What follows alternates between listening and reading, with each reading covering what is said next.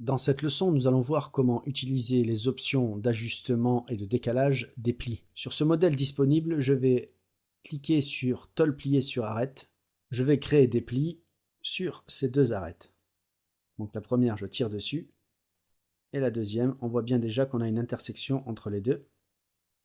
Un décalage ici, que je peux régler ici dans l'intervalle. Tabulation à chaque fois pour mettre à jour la valeur. Je vais mettre 0,5 mm. Dans position de la tôle pliée, je vais activer l'option décalage. Cela a pour effet de m'ouvrir des boîtes de dimensions. Avant cela, je vais réduire quand même le rayon par défaut. Je vais mettre plutôt 5 mm. Je retourne donc dans mes options de décalage.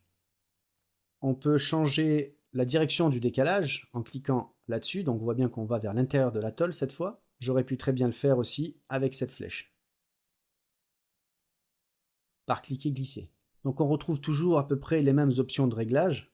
On peut ici indiquer notre distance de décalage, 15 mm par exemple, et l'inverser. Je vais plutôt mettre donc 10 de décalage, et je valide ma tôle pliée. Alors on constate que notre pli sur arête s'est effectué correctement, comme si ça avait été découpé au ciseau.